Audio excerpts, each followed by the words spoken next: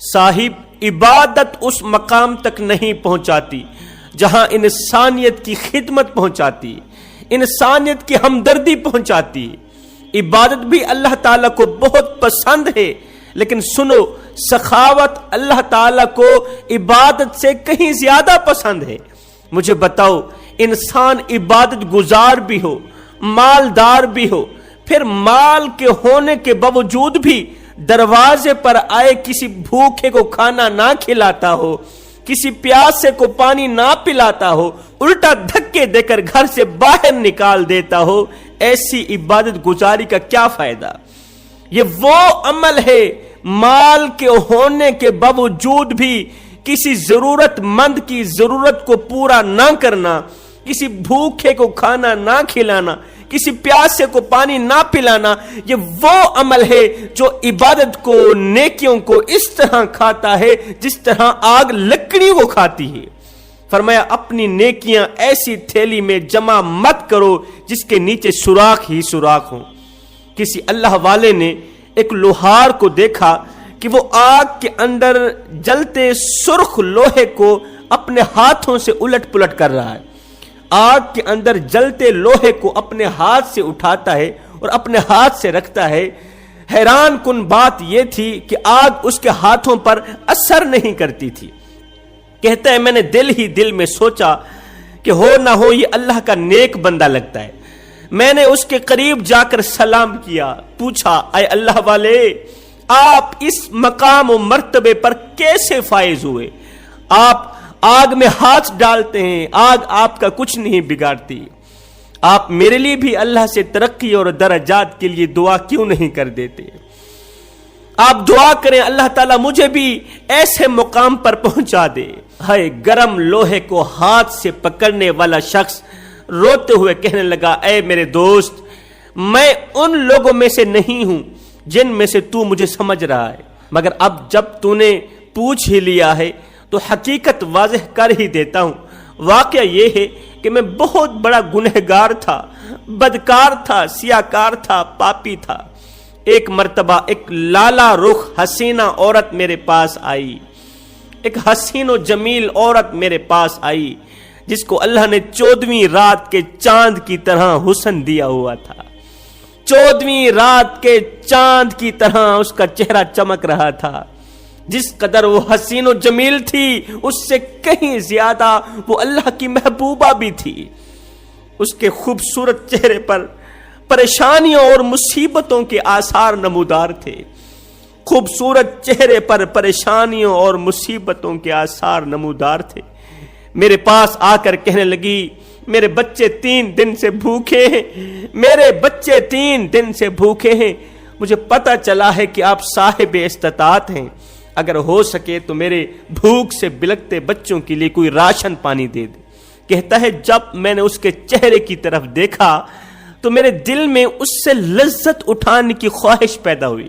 میں نے کہا تم ایسا کرو، میرے ساتھ گھر چلو، وہیں تمہاری ضرورت کا ہر سامان مہیا کیا جائے گا۔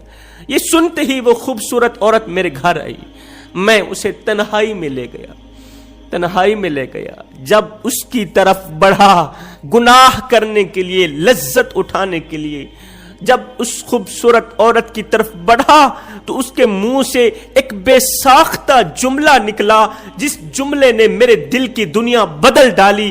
جب میں اس نیک عورت کی طرف بڑھنے لگا، گناہ کرنے کے لیے بڑھنے لگا، تو اس نیک عورت نے دونوں ہاتھ اٹھائے، اللہ تعالیٰ سے فریاد کرتے ہوئے کہا اے رات کو دن میں بدلنے والے رب، اے رات کو دن میں بدلنے والے رب، اے مجھ سے 70 ماؤں سے بڑھ کے محبت کرنے والے رب، اے مجھے غریب اور اس حیوان کو امیر کرنے والے رب، مجھے غریب اور میری عزت کو لوٹنے والے اس حیوان کو امیر کرنے والے رب، تیری کریمی کا واسطہ، تجھے تیری رحیمی کا واسطہ میری عزت محفوظ رکھ، میری عزت کی حفاظت فرما اور مجھے اس درندے کی درندگی سے بچا لے۔ کہتا ہے وہ عورت ایسے کانپنے لگی، وہ خوبصورت عورت ایسے کانپنے لگی جیسے کوئی کشتی سخت آندھیوں میں ہچکولے کھاتی۔ میں نے اس سے پوچھا اے عورت، یہ اضطراب، یہ کپکپاہٹ، کیوں ہو رہی ہے؟ اللہ سے فریادیں کیوں کر رہی ہو؟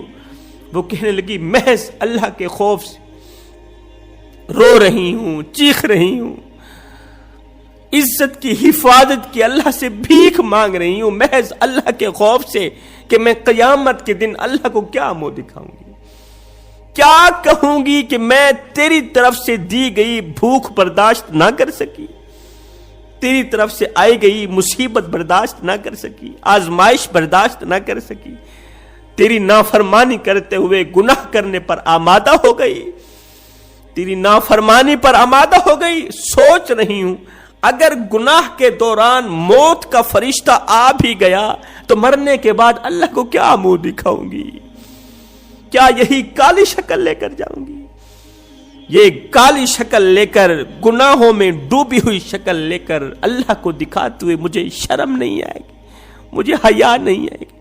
قیامت کی شرمندگی سے بچنا چاہتی ہوں، اس دن کی شرمندگی سے بچنا چاہتی ہوں، اللہ سے فریادیں کر رہی ہوں، مالک مجھے اس گناہ سے بچا لے۔ کہتا ہے یہ سنتے ہی میں سوچ میں پڑ گیا کہ جس عورت نے زندگی میں ایک مرتبہ بھی گناہ نہیں کیا وہ اس قدر کانپ رہی، جس نے اپنی زندگی میں ایک مرتبہ بھی گناہ نہیں کیا، نیک ہے، متقی، پرہیزگار ہے، غربت کی ماری وہ اس طرح کانپ رہی ہے، وہ اس قدر کانپ رہی ہے، اور میری جو ساری عمر گناہوں میں بیت گئی، مجھے تو زیادہ کانپنا چاہیے، مجھے تو زیادہ افسوس کرنا چاہیے، مجھے تو زیادہ آنسو بہانے چاہیے، مجھے تو اس سے کہیں زیادہ رونا چاہیے۔ بس پھر کیا ہوا؟ میں نے دل سے توبہ کی، دل سے توبہ کی، میں نے اسے بہت سارا مال دے کر باعزت رخصت کر دیا، 1 منٹ کے اندر اندر اس کی غربت ختم کر دی، باعزت اسے رخصت کر دیا۔ کہتا ہے اسی رات بستر پر لیٹا، میری آنکھ لگی، خواب کی دنیا میں کیا دیکھتا ہوں؟ وہ عورت جنت میں ٹہل رہی، جنت میں ٹہل رہی ہے اور ساتھ میں دعا بھی دے رہی ہے، یا اللہ جس نے تیرے غریب کی بیٹی کی عزت محفوظ رکھی، جس نے تیرے غریب شخص کی بیٹی کی عزت محفوظ رکھی، اس پر جہنم کی آگ بھی حرام کر دے تو اس پر دنیا کی آگ بھی حرام کر دے۔ جس نے تیری بندی کی عزت محفوظ رکھی اسے معاف کر دیا، ساتھ میں اسے راشن پانی بھی دیا، اس کی مدد بھی کی۔ جس نے میری عزت محفوظ رکھی اس پر جہنم کی آگ بھی حرام کر دے اور دنیا کی آگ بھی حرام کر دے۔ کہتا ہے اس دن سے آج تک آگ میرے جسم پر اثر نہیں کرتی، اس دن سے، جس دن سے اس عورت نے خواب کی دنیا میں مجھے دعا دی، اس دن سے لے کر آج تک دنیا کی آگ میرے ہاتھوں پر اثر نہیں کرتی۔ یہاں پر واضح ہو گیا جو کسی غریب کی مدد کرے اللہ تعالیٰ اس پر جہنم کی آگ بھی حرام کر دیتا ہے اور دنیا کی آگ بھی حرام کر دیتا ہے۔ اس لیے کہتا ہوں صاحب عبادت اس مقام تک نہیں پہنچاتی جہاں انسانیت کی خدمت پہنچاتی ہے۔ عبادت بھی اللہ تعالیٰ کو بہت پسند ہے، لیکن سخاوت، کسی غریب کی مدد کرنا، بھوکے کو کھانا کھلانا، پیاسوں کو پانی پلانا، ضرورت مندوں کی ضرورتوں کو پورا کرنا، یہ عمل اللہ تعالیٰ کو عبادت سے کہیں زیادہ پسند ہے۔ مذہب میں سے اگر انسانیت کی خدمت نکال دی جائے تو صرف عبادت رہ جاتی ہے، اور عبادت کے لیے میرے اللہ کے پاس فرشتوں کی کوئی کمی نہیں ہے۔ آج ہمدردی تو رہی دور کی بات، انسانیت کی خدمت تو رہی دور کی بات، ہم نے تو الٹا مذاق بنا لیا۔ جس غریب کو میرے نبی نے فرمایا تھا میری امت میں سر اٹھا اٹھا کے چلنا، ہم نے اس غریب کا سر مٹی میں ملا دیا، ہم نے اس غریب کا جینا حرام کر دیا۔ ہم نے جب بھی لوٹا غریب کو لوٹا، ہم نے جب بھی فراڈ کیا غریب کے ساتھ کیا، ہم نے جب بھی دل توڑا غریب کا دل توڑا۔ اور نادانو مجھے اتنا بتا دو، مرنے کے بعد اللہ کو کیا منہ دکھاؤ گے؟ یہی کالی شکل لے کر جاؤ گے؟ یہ گناہوں میں ڈوبی ہوئی شکل لے کر اللہ کو دکھاتے ہوئے تمہیں شرم نہیں آئے گی؟ یہ گناہوں میں ڈوبا ہوا چہرہ مالک کو دکھاتے ہوئے تمہیں حیا نہیں آئے گی، شرم نہیں آئے گی؟ یا ایھا الذین آمنوا ادخلوا فی السلم کافہ، فرمایا پورے کے پورے اسلام میں داخل ہو جاؤ، نماز پڑھو، عبادت کرو، تو عبادت کے ساتھ ساتھ، نماز کے ساتھ ساتھ یہ خدمات بھی سر انجام دو۔ کون سی؟ کہ مال کے ہونے کے باوجود بھی دروازے پر آئے کسی سائل کو خالی ہاتھ واپس نہ بھیجنا، کسی بھوکے کو کھانا کھلائے بغیر واپس نہ بھیجنا، کسی پیاسے کو پانی پلائے بغیر واپس نہ بھیجنا۔